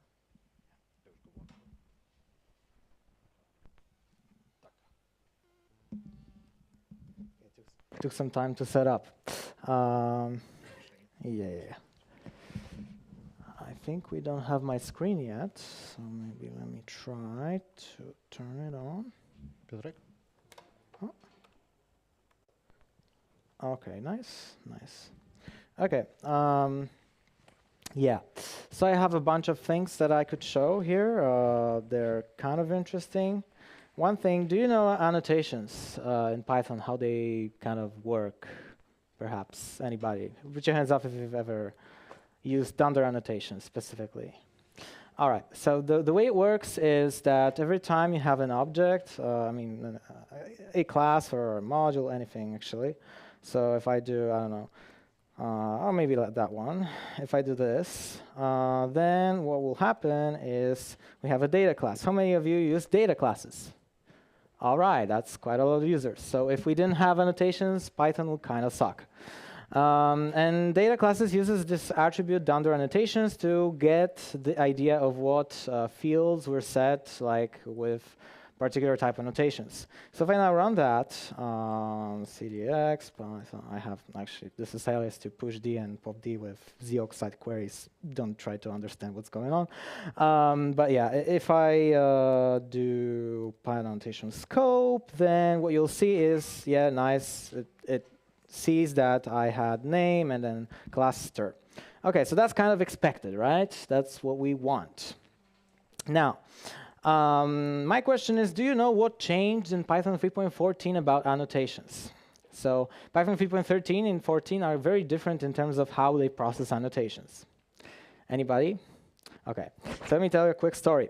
So back in the day, we used to write annotations, and they were kind of cool. They worked. So if I did this, I could run it, and it would kind of work. Yeah, nothing happened. I just assign a variable. But if I put a print in here, then I don't know. Let's say hello world. What would happen is it would execute. So this annotation is actually eagerly evaluated. That's how we say it. And the idea was that, hey, maybe it's not very useful. Maybe it's not very useful. Why? Sometimes we have annotations that cannot be evaluated at a certain point in time. So imagine that we have a class, and that class has a method. I don't know, math. I know this method name maybe is not the best, but let's just say this, something like that. And now if we want to run it, well, we get this error, name C is not defined. This is not really a rare case. For instance, if you write, I don't know, an operator method, so another equal, self, the correct way to type other is to say C or object, depending on the context. So maybe you want to do this. Maybe you want to overload, whatever. But sometimes you just have to use recursively what you are. And you cannot really do that with eager annotations. So what happened in 3.7, I think, is we got PEP 563, which is stringified annotations. So we could do from the future import annotations, and that would give us, that would basically change all the annotations so they become strings in the under annotations dictionary. So now if I run that, it works. But why does it work? It works because if I do math annotations here in the class scope, we see that it just stores a string. So following this logic, if I do xprint hello, then it will not print anything. Nice. This kind of worked, but it had some problems. Mainly because it was kind of inconvenient because it was a string. Also, it suffered from the problem that many annotations couldn't be interned because they contained some illegal characters, and so on, so on. So the new approach was taken in PEP, in Python 3.14, so that you can have annotations that were lazy by default. So that you don't have to use this ugly thing that also pollutes your namespace with this annotations thing that you never use. So what's kind of cool is now if I run that, so if I run, I don't know, maybe bring back the old code, so we can see it. Okay, cool. Now if you bring back this code, and run it in Python 3.14, we can see that basically nothing changed in terms of what was happening. So we still have the class string in here, but there is a crucial difference. Maybe if I remove the data class, we also better. The crucial difference is that now, when you compare this assembly of both versions, so if I now use 3.13 and show you the this of this, it used to be this. It was a very simple thing, right? I could just, I don't know, maybe a regex, I don't know, maybe do after 99, and so let's regex maybe object. So yeah, we got maybe disassembly, I don't know, maybe quick regex. So that's how it looked. Now, what changed in Python 3.14 is now if you run this in Python 3.14, this is the disassembly. It's like twice longer. Because what's happening, actually, is because these annotations are lazy, and we want to maintain backward compatibility, the moment you do this, it executes this. And now, what's kind of funny is that what is going on under the hood is every time you compile your Python code, a new function is made that is called $annotate, which is literally like written in the code gen, like op by op, like opcode by opcode, what to do to return the right annotations in, I don't know, the right way, so that when you use other annotations, it triggers the code to evaluate str here. Now, what's the funny part about this? The funny part now is that if you have a class that overrides a built-in, so let's say, class with a method that has the same name as the built-in, I guess some of you might have it. So let's say you have a class and then you have a method set in it. Anybody have something like that? Or, I don't know, maybe you have a print inside. That's maybe not used as a type, but you may kind of have something like this. And if you have it this way, now if we run this in Python 3.13, this code, what we will see of the as the annotations of this method, so I say annotations here, it is kind of funny.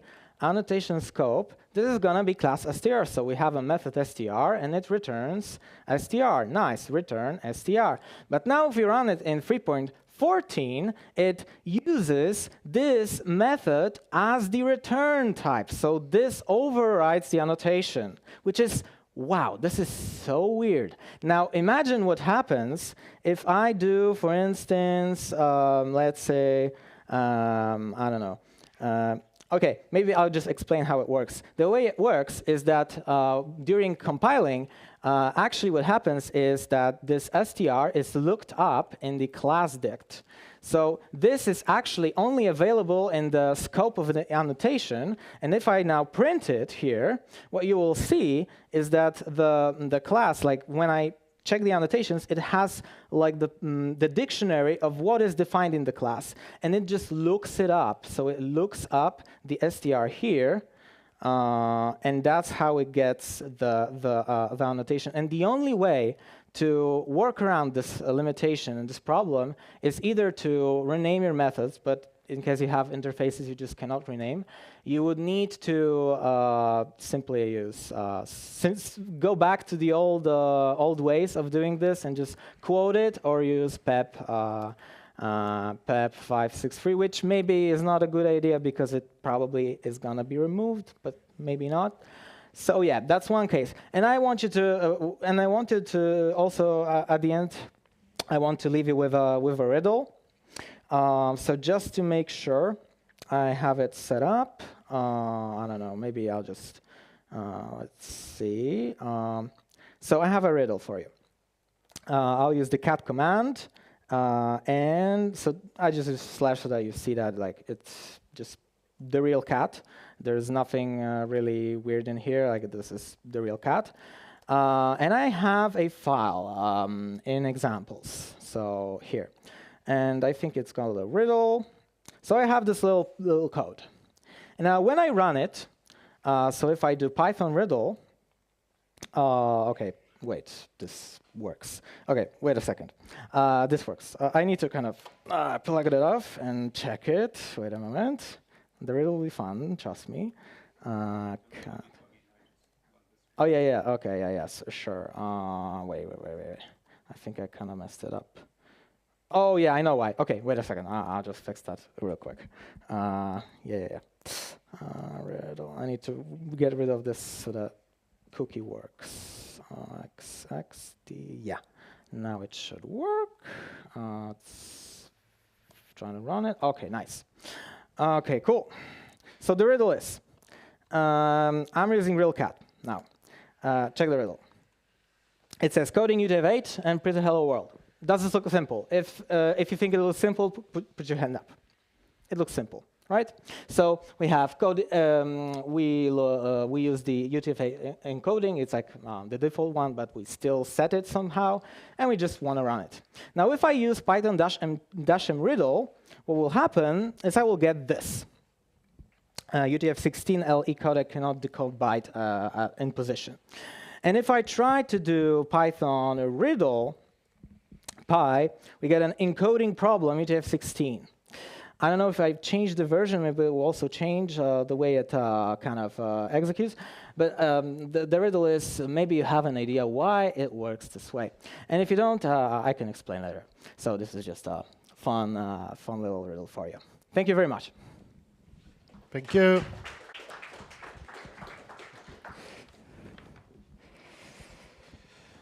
Bartek, then we'll have Władek. So get ready.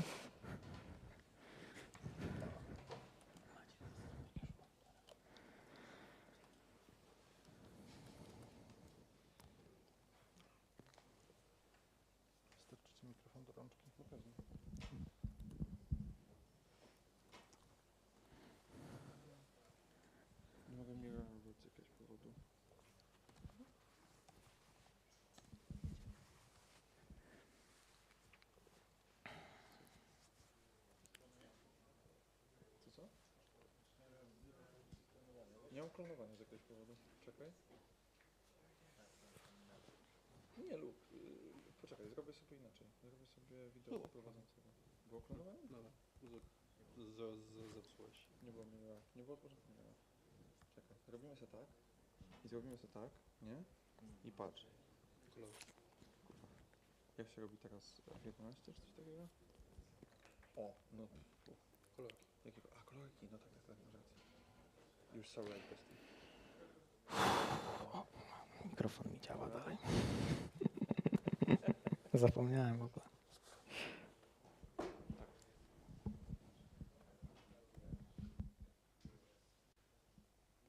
Hi, so I'm Bartek, and I came up with this in 2 minutes, and it's gonna take 2 minutes, so keep that in mind that it's not very polished or anything. We were talking about how to start writing software when you're like a complete beginner, like you're writing your first Python script today.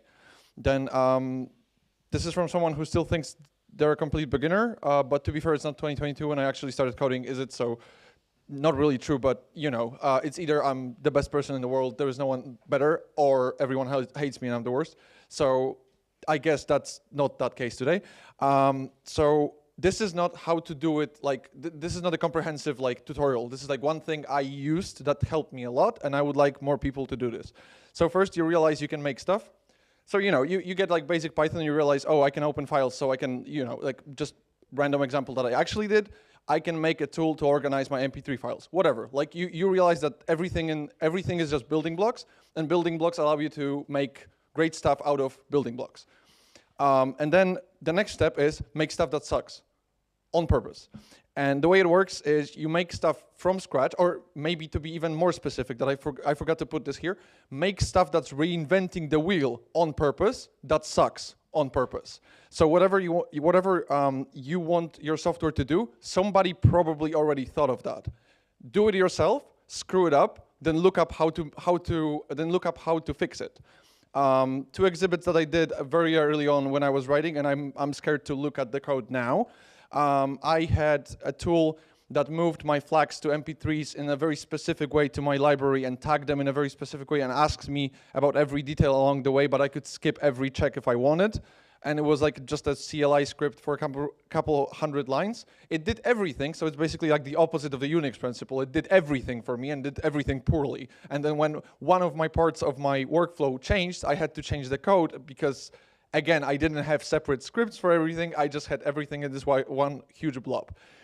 Normally, you would just use beats. If you manage your own music library, you know to just use beats. But it was fun, and I learned a lot of things. And I realized some things I only realized when I put it into production, because it was running on a server, and it displayed like album covers using OpenCV. So it just popped up like a window, and then I put it on my server, used it over SSH, and realized, well, that was pointless because SSH cannot spawn a new window on your machine. But yeah, I learned a lot, and I learned, looking at it now, I know many ways of how it could be better and how I could fix it now. And I could reflect on my issues back then too. That was kind of the point. And the second thing is I made my own markup language for my website. Why would you ever do that? I mean, literally, just why? But it took me months to write this thing and to write this thing, and I didn't know regex, so I did just finds on finds on finds on finds, and now I know it's a mistake. And I learned that along the way because, you know, the elifs were getting kind of long. And if I realize now that if I have to write comments on, like, if I have to write multiple comments for every part of a line, because when I read it in 2 weeks, I will have no idea what it all means, then, you know, that's just not very good code. But I know that now. And I knew some of that because, you know, for some of it, I was just too lazy to fix it then. For some of it, I knew it back then. For some of it, I only know it now. My point is, make stuff that sucks on purpose, fix it, and then you learn how to fix these things. And you will realize way faster than you think you will your own mistakes, and then mistakes of others, preferably. The reason, if you're wondering why I didn't just use Markdown, collapsibles. I had like these nice little cheat sheets that would open when you click them, and like, you know, Markdown doesn't have stuff like this, so I just added it on top of it. Last but not least, if you feel dumb at times, we all do. LMAO. Thank you. The next one, not you, Artur, yet. I think you are the next one.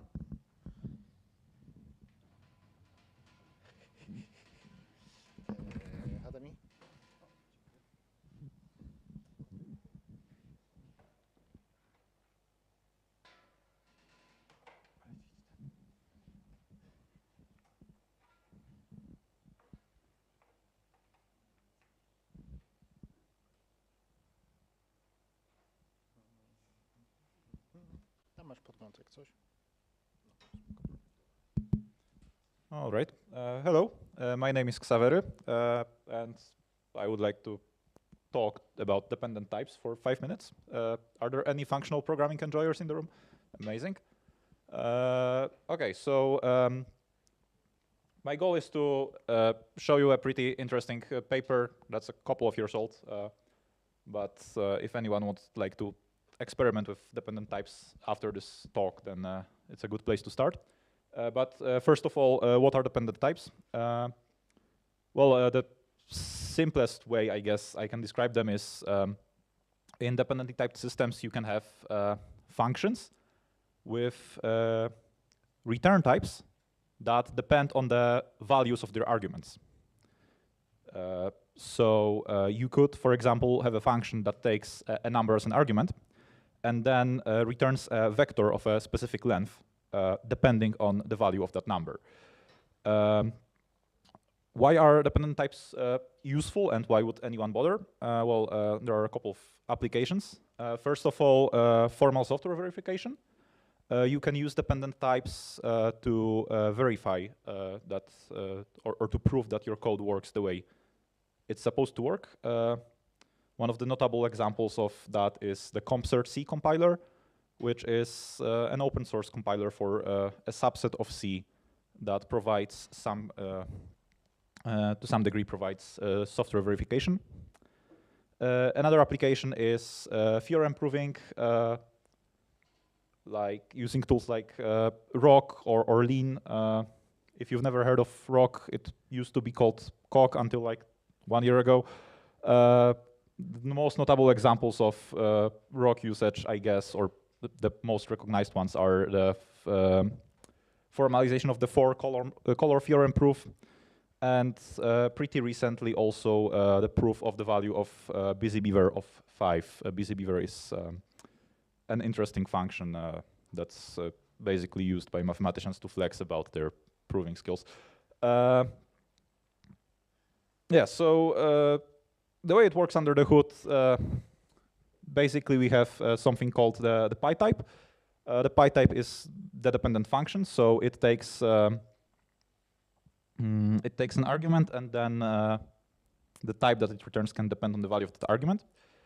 In this example, one of the simplest examples of, well, in this case, signatures of dependent typed functions would be, for example, adding two vectors.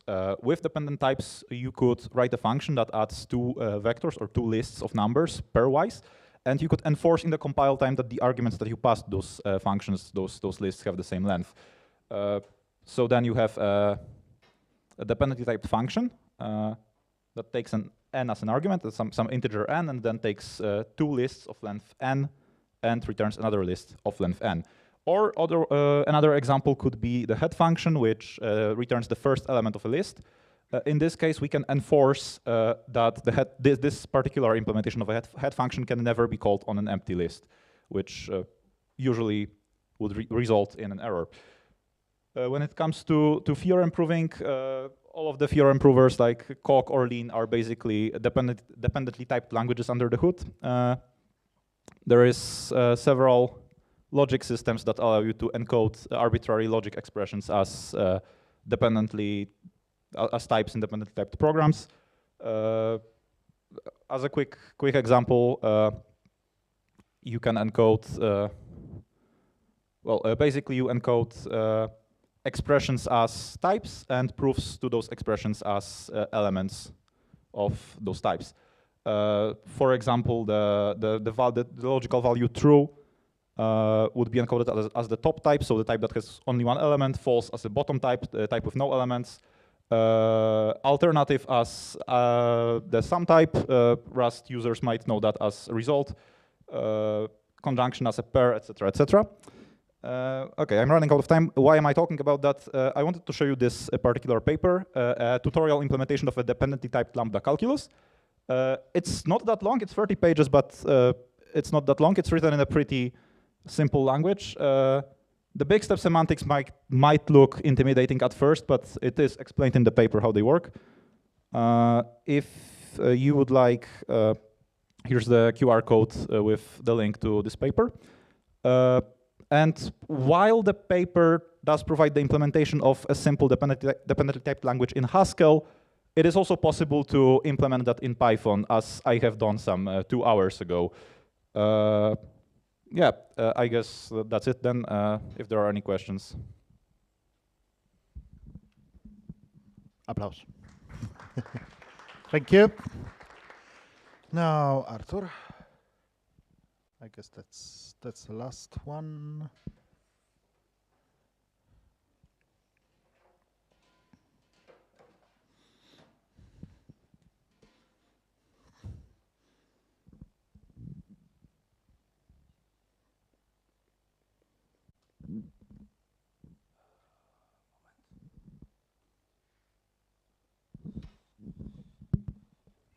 Testing. Okay.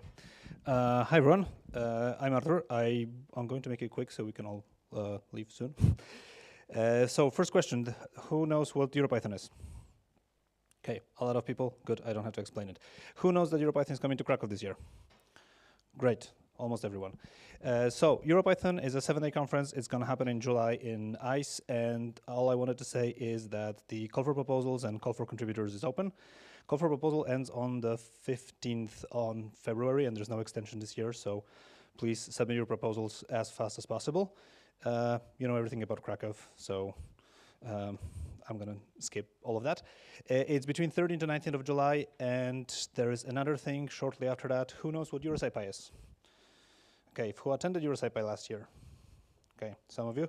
The EuroSciPy is also happening in Cracow, July 18th to 23rd, and it is overlapping a little bit with EuroPython because there are shared sprints between those two events, and the rest is going to happen on the D17 building on AGH. And again, the CFP is open. I believe they close on the 8th, so that's faster. So please send your proposal even sooner. For the things that are happening even faster than July, who knows what Python Pizza is? Also a lot of people. There's going to be one in Ostrava on the February 21st. The schedule dropped recently. The tickets are available. I've heard there's a big team coming from Cracow. So I highly recommend you check that out. And to make it easier, I made the slide with QR code. So if you need to scan anything, you probably already know the Pykonik website. If you don't, please visit it every now and then. And all the other ones are there. And I think that's it. Thank you.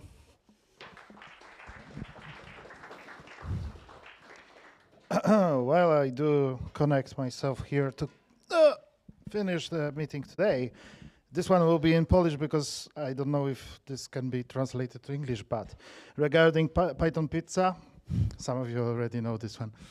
I will switch to Polish. Na Python pizza w Czechach będą różne pizze, ale jedna będzie najbardziej popularna, taka nie za pikantna, nie za łagodna, tylko ostrawa.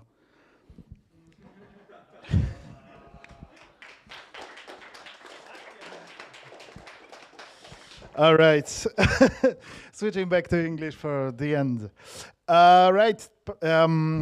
Once again, if you were late and you didn't see this slide, this is our feedback form. It's under pykonik.org/feedback. I'm repeating this one because actually this is the one I added to the page recently because our website is on GitHub publicly. You can contribute to it. Speaking of contributing, today, some sponsors contributed, so quick round of single claps for them. So for Deployed, Trail of Bits, for ECHO Miasta, they had us here, this is great, we'll be back. For JetBrains, for CLUG, thank you. And for Discord. This is about contributing as well, because you can contribute to our community joining the Discord if you are not there yet. But if you are here and you are not there yet and you will join soon, one more thing on how you can contribute to our community is by sharing knowledge that Pykonik is happening. It's happening every month. Well, not really, because we are having tech talks every month, but we also interchange it every 2 weeks after that. We should, I think we'll have another Pykonik, which is like a meeting at the pub with other friends from the community and talking to each other. Then after next 2 weeks, we'll have another Pykonik, then another Pykonik. So for every 2 weeks, we can meet. So my ask here is share this knowledge, spread the word in your surroundings, among your friends, among your colleagues at your companies, so they know that they can come here, have great talks, great time, pizza, sometimes not Ostrava. And yeah, now the competition. If nothing has changed in the last 5 minutes, Firemark is the one that has most reactions under his note on channel Pykonik 80. Firemark, do you want JetBrains code? Okay, fine. Great. If you want to know, round of applause. If you want to know what was the discovery that Firemark did recently, you have to go to Discord. So that's like premium service there. That's it for today. Thank you for being with us. Again, spread the word. See you next month, or maybe in 2 weeks at Pykonik. It's Pykonik. So thank you again. Have a great night. And yep, that's it.